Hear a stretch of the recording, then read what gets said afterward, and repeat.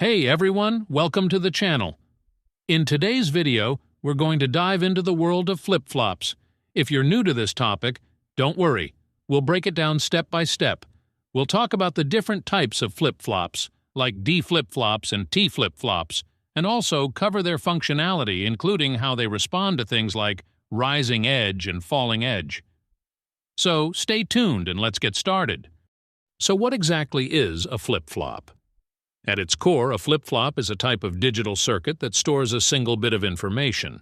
It has inputs like the clock, data, and sometimes reset, and outputs, which represent the stored value, either 0 or 1. Flip-flops are used to store data in digital systems and are essential for building things like memory elements and counters. We'll break down how these inputs and outputs work in more detail shortly. The flip-flop responds to 4 types of clock transitions. The first is the rising edge, the second is the falling edge, the third is the positive level triggered flip-flop, and the fourth is the negative level triggered flip-flop.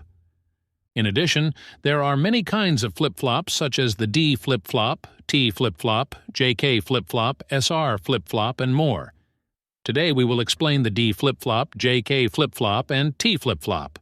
Let's take a look at the D flip-flop. It has 2 inputs, the clock and the data input, along with 1 output. At the clock's transition, the flip-flop captures the input value and holds it stable until the next clock transition, when the output is updated again. Let's take a look at the diagram of a rising edge D flip-flop.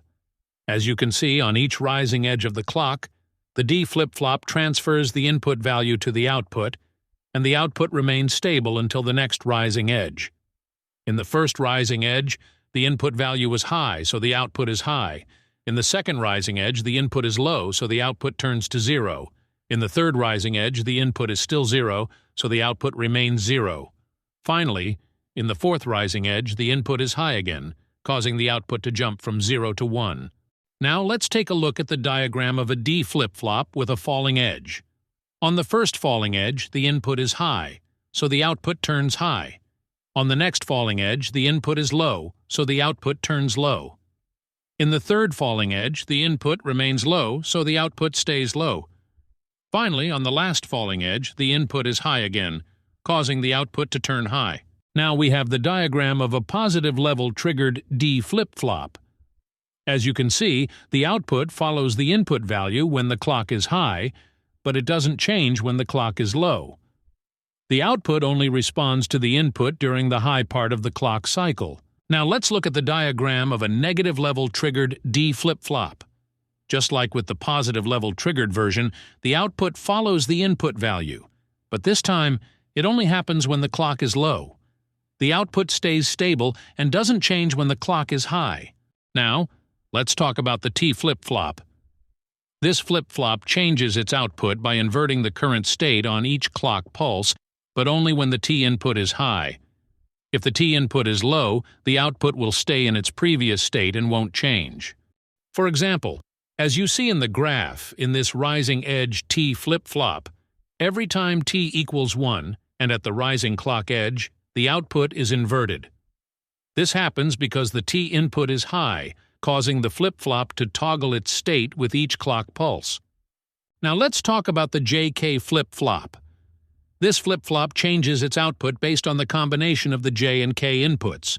When J equals 1 and K equals 0, the output is set to 1. When J equals 0 and K equals 1, the output is reset to 0. If both J and K are 1, the output inverts on each clock pulse. And when both J and K are 0, the output stays in its previous state, remaining unchanged. Let's look at the diagram of a JK flip-flop with rising edges.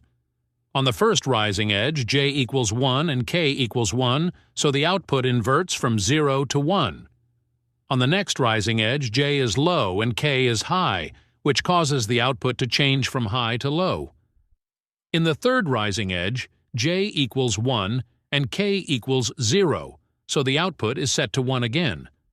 Finally, on the last rising edge, J equals 0 and K equals 0, meaning the output stays at 1 and doesn't change. Thank you so much for watching. I'd be happy to hear your thoughts in the comments below. Don't forget to like and subscribe for more content, and I'll see you in the next video.